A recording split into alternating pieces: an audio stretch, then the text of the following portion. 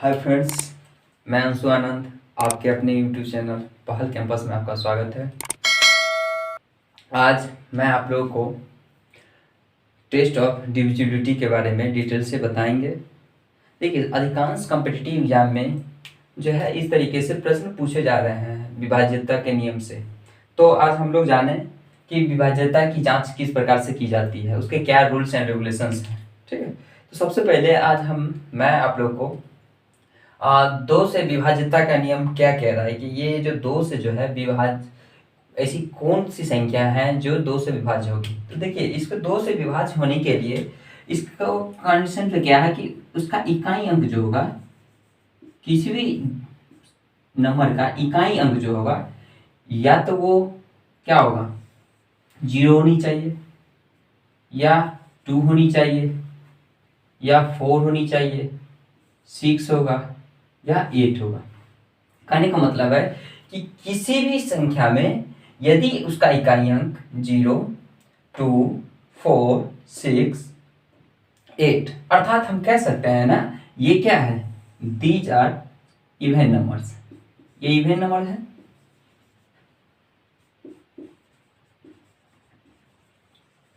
अर्थात इसे हम सम संख्या कहते हैं। तो कहने का तात्पर्य यह है कि दो से कोई भी संख्या विभाज्य तभी होगा जब उसका इकाई अंक या तो 0 होगा या सम संख्या होगा। जैसे फॉर एग्जाम्पल्स लेते हैं, जैसे मान के चलिए 2, 7, 9, 6, 2, 0। तो ये क्या है कि ये संख्याएं क्या होगी, दो से विभाज्य होगी। दो से विभाज्य इसलिए होगी कि नहीं तो हम करके भी देख सकते हैं। अगर इसको मान के चलिए दो से अगर इसको क्या करते हैं, भाग देते हैं, तो क्या वो पूर्ण रूप में कट जाएगा, रिमाइंडर 0 आ जाएगा इसका। तो क्योंकि देखिए ये क्या है, इसका इकाई अंक क्या है, 0 है। ये क्या है, प्रूफ कर रहा है। मान चलिए दूसरा लेते हैं 7, 6, 5, 2, 9, 2। अब ये भी क्या है, डिविजिबल होगा। अगर मान चलिए 2 तो ये क्या है, 2 से डिविजिबल होगा ना। क्लियर। अगर मान चलिए यहाँ पे हम 2 ना लेके अगर मान के चलिए 3 लेते हैं, क्या ये विभाज्य होगा? नहीं, ये विभाज्य नहीं होगा। क्यों नहीं होगा, देखिए 2 से यदि हम देते हैं, इसको अति करते हैं, तो ये क्या हो जाएगा, 3 हो जाएगा।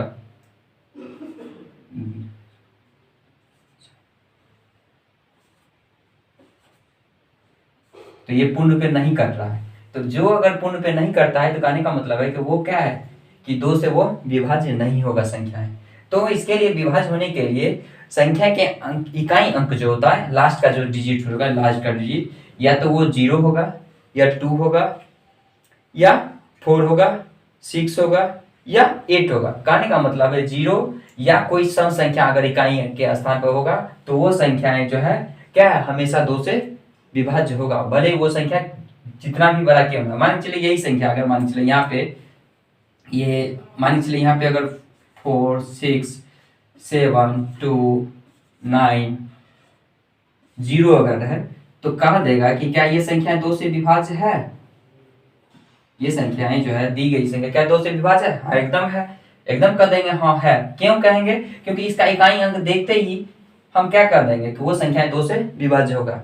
2 से विभाज्य होने के लिए नियम है ना, जिसके इकाई अंक पे 0, 2, 4, 6, 8 या 0 हो। कहने का मतलब है कि अर्थात 0 हो या सम संख्या हो, तो ऐसी संख्या जो 2 से विभाज्य होगा। ठीक है, थोड़ा सा 4 लेते हैं। 4 से विभाज्यता का नियम कैसे पकड़ेंगे, कैसे हम पता चलेगा कि हाँ ये संख्याएं 4 से विभाज्य है।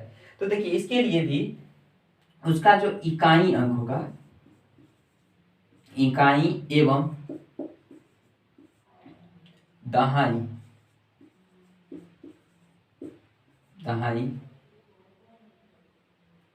इकाई और दहाई का अंक 4 से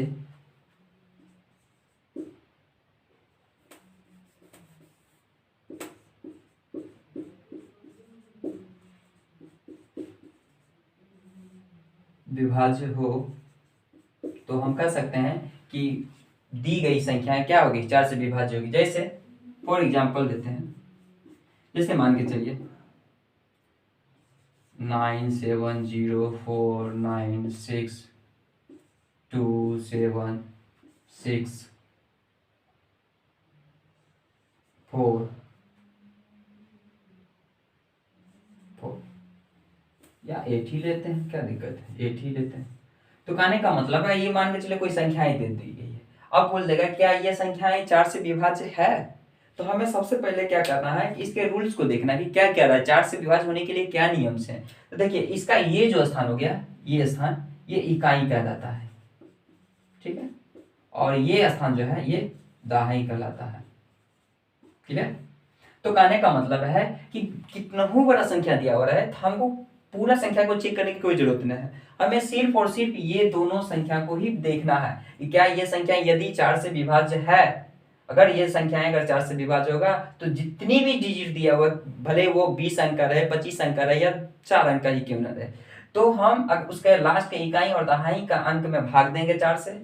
यदि वो पूर्ण रूपेण कट जाता है, उसका रिमाइंडर ये 0 आता है, अर्थात शेषफल यदि 0 आ रहा है, तो वो संख्याएं जो है 4 से हमेशा विभाज्य होगी। जैसे मान के चले अगर इसी को देखते हैं, अगर हम 4 से ये क्या है कि 48 जो है उसको 4 से क्या करेंगे, भाग लगेंगे, तो ये देखिए ये कट रहा है ना,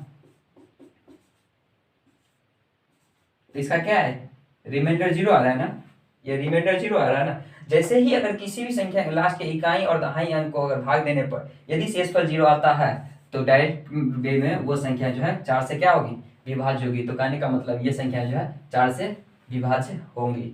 अगर मान लीजिए हम इसको अगर स्टेप बाय स्टेप इस तरीके से भाग देते जाते तो पता चलता है क्या ये काफी कई मिनट से ले लेता है। तो हमें कॉम्पिटिटिव एग्जाम में इस ऐसे प्रश्नों को सेकेंडों में हल करना होता है, तभी जाके हम क्वालिफाई कर पाएंगे। तो कहने का मतलब यह है कि हम इसका इकाई और दहाई अंक को चेक करेंगे, इकाई और दहाई अंक अगर विभाज्य है तो वो संख्या 4 से विभाज्य होगी, ठीक है। तो फिर सात हो गया, अब 8 देखते हैं। देखिए 8 में क्या होगा कि 2 में क्या पढ़े थे, उसका इकाई अंक 2 से विभाज्य होनी चाहिए, ठीक है। इसके बाद 4 में क्या पढ़े थे, उसका इकाई और दहाई अंक विभाज्य होना चाहिए। अब देखिए हमें 8 में पढ़ना है, इसका जो है इकाई अंक, ठीक है, इकाई दहाई एवं सैकड़ा, सैकड़ा का अंक 8 से विभाजित हो, ठीक है, विभाज्य हो। तो कहने का मतलब है कि देखिए फिर इसके लिए हम एग्जाम्पल लेते हैं।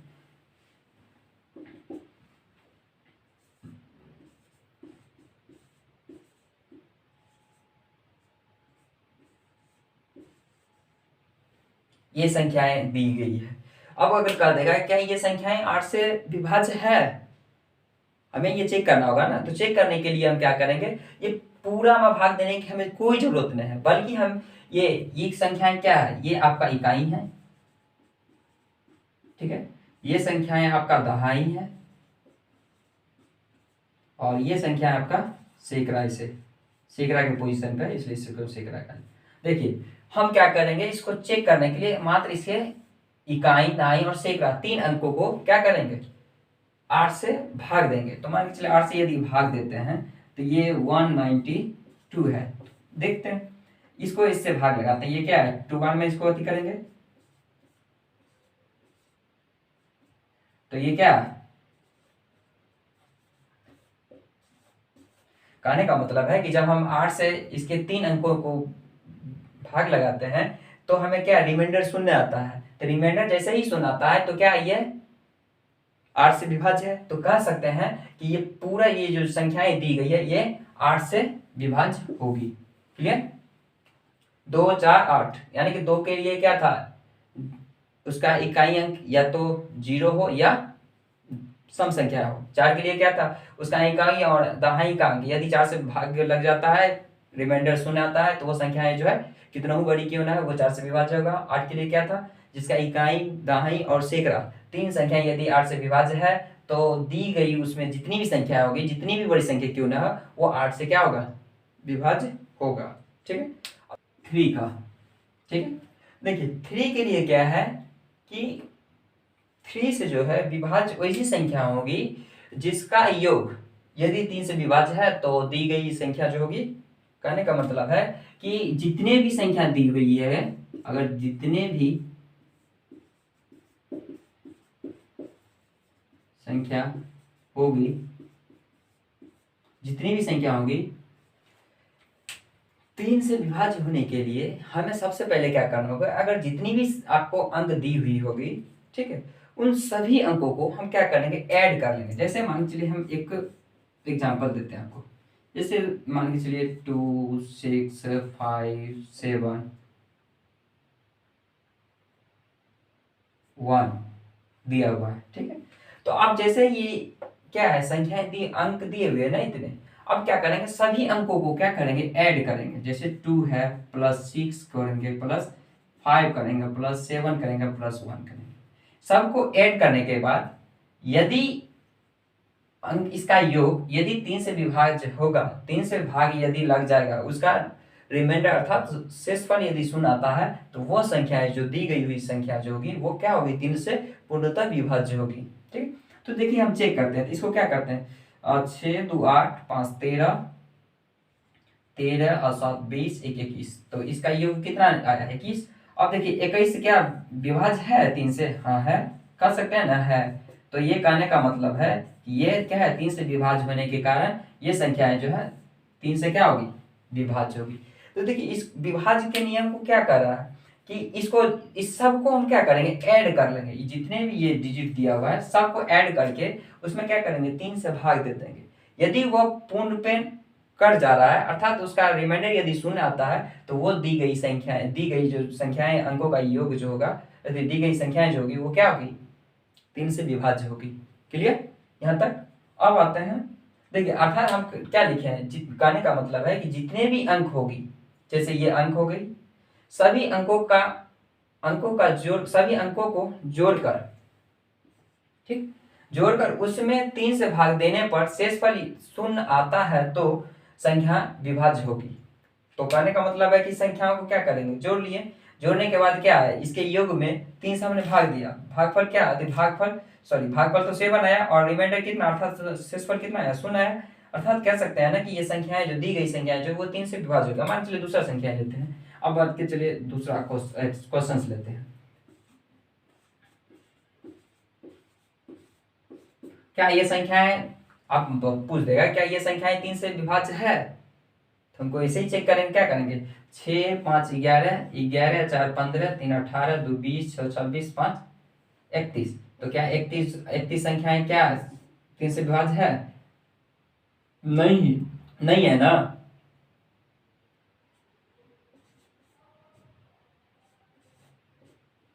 क्या ये रिमाइंडर क्या है, 1 बच गया, तो ये संख्या जो है 3 से विभाज्य नहीं होगा। क्लियर, क्लियर हो गया ना। अब आते हैं 5 से। देखिए 5 से विभाज्य होने के लिए संख्या का जो है इकाई अंक जो होगा, ठीक है, वो हमेशा आपको या तो शून्य होगा या 5 होगा। ये दो ही संख्याएं यदि इकाई के स्थान पर हो तभी वो संख्याएं जो है 5 से पूर्णतः विभाज्य होगा, अदरवाइज वो विभाज्य नहीं होगा। ठीक है, कहने का मतलब है कि 5 से विभाज्य होने के लिए या तो उसका इकाई अंक पे शून्य होनी चाहिए या 5 होनी चाहिए। जब ये दो डिजिट में से कोई एक डिजिट यदि रहे उसके लास्ट डिजिट के रूप में, तो वो संख्याएं क्या होगी, 5 से विभाज्य होगी, अदरवाइज वो विभाज्य नहीं होगी। जैसे फॉर एग्जाम्पल हम कुछ देखिए, हम देते हैं 5 9 6 3 2 0। आप बोल देगा क्या ये संख्याएं 5 से विभाज्य है, हाँ एकदम है, क्योंकि हम क्या अभी आपको बताया है कि उसका इकाई अंक क्या है, ये शून्य है ना, शून्य है, ये इसलिए ये क्या है, विभाज्य होगा। मान के चलिए जैसे ये मान लेते हैं 6 5 1 4 7 2, क्या ये संख्याएं 5 से विभाज्य है, नहीं होगा, नहीं होगा ना, क्योंकि इसका इकाई अंक क्या है, 5 से विभाज्य नहीं होगा। अब मान के चलिए फिर दे दे अगर 3 7 0 9 6 और 4 5, क्या ये संख्या 5 से विभाज्य होगी, एकदम होगा। क्यों, तो क्योंकि इसका इकाई अंक जो है वो क्या है, 5 से विभाज्य है, इसलिए ये संख्या क्या होगी, 5 से विभाज्य होगी। तो 5 से संबंधित किस तरह की कोई दिक्कत नहीं ना, क्लियर है। ठीक, अब आते हैं 6 का।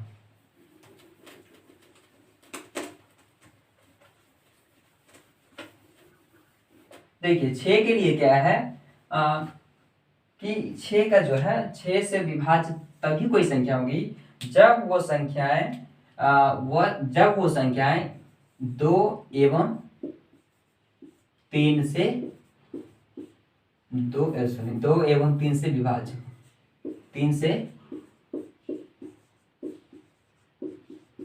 विभाज्य हो। ठीक है, कहने का मतलब है कि 6 से कोई भी संख्याएं तभी विभाज्य होगी जब वो संख्याएं या तो 2 से या तो 3 से। 2 के लिए क्या था, इकाई अंक पर क्या होना चाहिए, इकाई 0 होनी चाहिए या सम संख्या होनी चाहिए। ठीक है, और 3 के लिए क्या था, अंकों का योग, अंकों का योग, अंकों का योग क्या है, अंकों का योग बटे 3। यदि इससे विभाज्य है तो वो संख्या क्या है, 3 से विभाज्य होती। तो कहने का मतलब है कि 2 और 3 ये दो संख्याएं से क्या है विभाज्य, यदि दी गई संख्या होगी तभी वो संख्याएं 6 से भी विभाज्य होगी। जैसे फॉर एग्जांपल लेते हैं,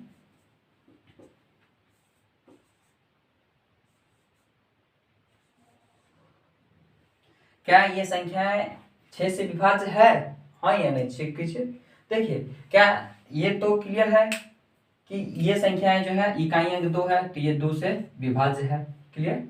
अब देखते हैं 3 से विभाज्य होने के लिए, तो इसको ऐड करेंगे 6 + 3 + 4 + 2, तो 6 3 9 4 13 2 15 आता है। तो क्या ये 3 से विभाज्य है, एकदम है।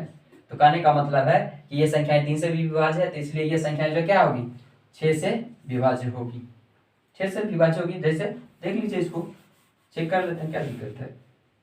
6 3 4 2, 6 से करते हैं 1 से 0, 3 उतारे 0,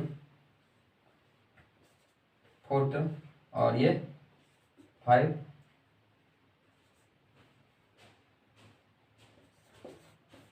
4 आया ना। अब ये क्या है 2, अब ये 6 को 7 बार मल्टीप्लाई करेंगे तो क्या हो जाएगा 42। तो कहने का मतलब है ये संख्याएं जो क्या होगी 6 से विभाज्य हो गया ना। तो कहने का मतलब है कि 6 से विभाज्य होने के लिए वो रूल्स किसका, 2 के विभाज्य के नियम एवं 3 के विभाज्य के नियम यदि फॉलो करता है तो वो स्वाभाविक सी बात है वो 6 से भी विभाज्य होगा। मान चलिए फिर दूसरा क्वेश्चन लेते हैं। जैसे मान लीजिए 3 7 9 4 6 2। अब बताइए क्या ये संख्या है, क्या ये दी गई संख्याएं इससे विभाज्य है 6 से, चेक कीजिए। देखिए 2 से तो विभाज्य है, अब हम चेक करना है कि 3 से है कि नहीं है। 3 + 7 10 16 16 25 31 और 33। तो कहने का मतलब है 7 3 10 16 16 9 25 25 25 34 और 3 33 होता है इसका योग। हाँ ये संख्याएं क्या है 3 से भी विभाज्य है, इसलिए 3 से विभाज्य है तो ये इसलिए क्या है ये संख्या 6 से भी विभाज्य है। मान लीजिए दूसरा क्वेश्चन, जैसे मान लीजिए 6 3 2 5 4 8। अब लेते हैं क्या ये संख्याएं जो है विभाज्य है 6 से। तो अब देखिए इसको 2 से तो विभाज्य है ही, ये तो क्लियर है, इकाई अंक देख के ही पता चल जाएगा हाँ है। तो अब इसको ऐड करेंगे 6 3 9 2 11 11 5 16 4 20 8 28 28 आता है। क्या 28 3 से विभाज्य है, नहीं है, ये 3 से विभाज्य नहीं है, ये इसलिए ये संख्या क्या होगी 6 से भी विभाज्य नहीं होगी, क्लियर ना। आप समझ रहे हैं, कोई दिक्कत नहीं, चलिए ठीक है। अब आते हैं 7 पे। देखिए 7 से विभाज्य होने के लिए इकाई अंक को क्या करेंगे, इकाई अंक जो होगा ठीक है उसको सरल करने के लिए हम क्या करेंगे 2 से मल्टीप्लाई कर देंगे, और 2 से मल्टीप्लाई करने के बाद शेष जो अंक होंगे ठीक है शेष अंक में क्या करेंगे इसको घटा लेंगे, ठीक है इकाई गुने 2 को क्या करेंगे घटा लेंगे, और घटाने के बाद जो रिजल्ट आएगा ठीक है उसको या तो 7 से क्या करेंगे भाग देंगे। अगर रिमाइंडर 0 आ गया तो वो संख्या 7 से भी विभाज्य होगी। यदि वो संख्या और बहुत बड़ा हो जाए तो इसी प्रोसेस को हमें आगे भी बढ़ाते जाना होगा, ठीक है। जैसे मान के चलिए हम एक क्वेश्चन लेते हैं, 4676 लेते हैं, ठीक है। एक ये प्रश्न लीजिए, ठीक। क्या ये संख्याएं बताइए, ये जो संख्या है क्या ये 7 से विभाज्य है? चेक करना हो तो हम क्या बताएं कि इकाई अंक को 2 गुना करेंगे, तो इकाई अंक क्या है इसका 6 है ना, तो 6 को 2 बार मल्टीप्लाई करेंगे, हाँ तो कितना हो जाएगा 12 हो गया ना, 12 क्लियर। तो अब देखिए इसका शेष अंक कितना है 467 ना, इसमें से हम 12 क्या करेंगे इसको माइनस कर लेते हैं, ठीक। तो अब ये क्या हो जाएगा 5 हो गया, और ये 5 ये 4। अब अगर हम चाहें तो इससे भी शॉर्ट कर सकते हैं, इसको भी शॉर्ट करेंगे कैसे, तो मान चलिए 5 को फिर 2 बार मल्टीप्लाई करेंगे तो ये क्या हो जाएगा 10। तो कहने का मतलब है फिर ये 45 बचा, ये 2 डिजिट, तो 45 में से यदि हम 10 कैंसिल कर लें तो 10 घटा लें तो क्या हो जाएगा 35। अब 35 क्या है, 35 जो है वो क्या है 7 से विभाज्य है ना, 7 से विभाज्य है ना, तो कब तो हम कर सकते हैं ये जो दी गई संख्या ये 7 से क्या होगी विभाज्य होगी। नहीं तो हम यहाँ पे भी चेक कर सकते थे, मान चलिए यहाँ पे भी जैसे 455 अगर नहीं आगे बढ़ने का मन है तो यहाँ पे भी आप कर सकते हैं, तो ये देख चेक कर सकते हैं। देखिए 7 6 के 42 और ये 7 5 35 क्या है रिमाइंडर शून्य आया ना, तो ये संख्या क्या है 7 से विभाज्य होगी। अब मान चलिए दूसरा क्वेश्चन लेते हैं, जैसे मान के चलिए, ठीक है, ये लिए क्या ये संख्याएं 7 से विभाज्य है, अब बताइए 7 से विभाज्य होगी, चेक कर लेते हैं। जैसे 8 है, 8 को हम यदि 2 बार मल्टीप्लाई करते क्या होगा 16 ना। अब देखिए ये 627 में से 16 यदि घटा लेते हैं, ठीक है, तो ये कितना हो जाएगा, ठीक। अब देखिए हम अगर इसको और शॉर्ट करना चाहें तो फिर 1 को 2 से मल्टीप्लाई करेंगे तो 61 में क्या करेंगे, ये 61 में 2 कैंसिल कर देंगे तो क्या हो जाएगा 59, ठीक। अब 59 है 7 से विभाज्य, 59 होगा 7 से विभाज्य, पूर्ण पे नहीं कटेगा ना, क्या इसका शेष 3 आ गया ना, तो इसलिए ये संख्याएं जो है क्या होगी 7 से विभाज्य नहीं होगी। क्लियर, यहां तक समझने में कोई दिक्कत। अब आते हैं 10 से, देखिए 10 से कोई भी संख्या तभी विभाज्य होगा जब उसका इकाई, ठीक है, इकाई का अंक जो होगा वो क्या होगा आपको शून्य होगा, ठीक। इकाई का अंक क्या होगा वो शून्य होगा। जैसे एग्जाम्पल देख लीजिए,